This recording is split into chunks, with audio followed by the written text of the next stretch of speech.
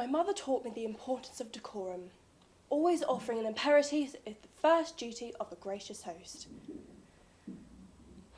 But believe it or not, Regina and I grew up together.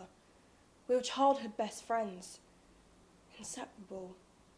Until the summer I turned 9 and I became aware of the difference in our stations. But even though we've grown apart, I've never known Regina to lie. So if she says I killed them, then they must be dead. But what she failed to tell you, Detective Colquitt, is the absolute conviction that I'm going to get away with it!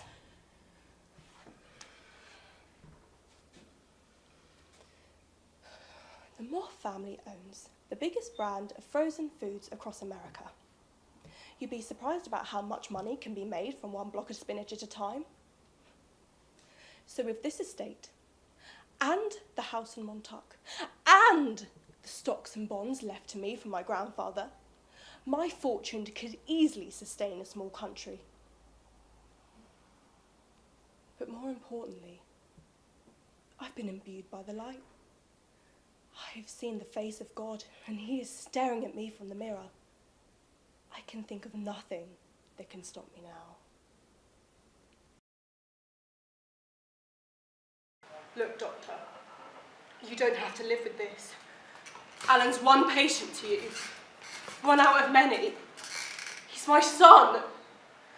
I lie awake every night thinking about it. Frank lies there beside me, I can hear him. Neither of us sleeps all night.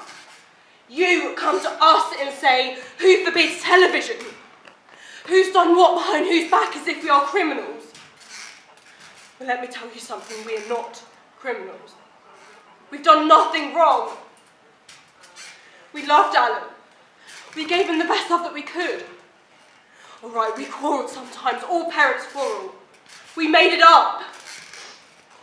My husband is a good man. He's an upright man, religion or no religion. He cares for the world, for his home and for his boy. Alan had love and care and treats and as much fun as any other boy in the whole world.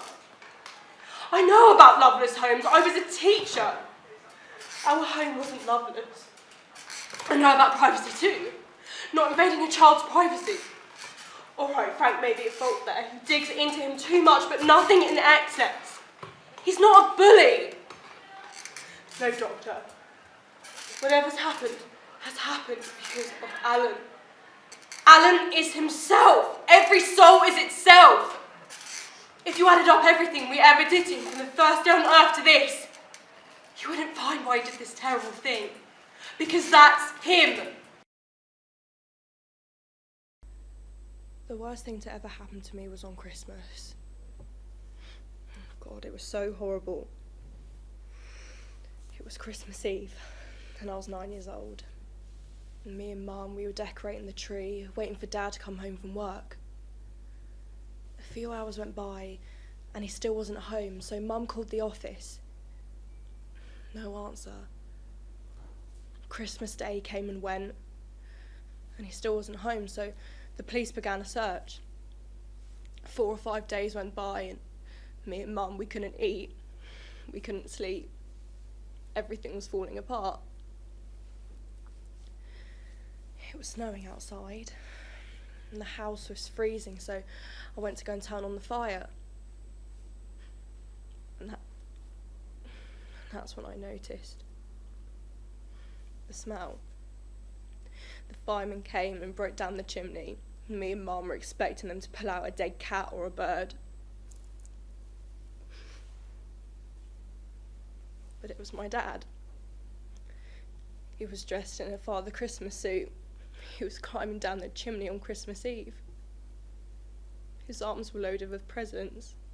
He was going to surprise us.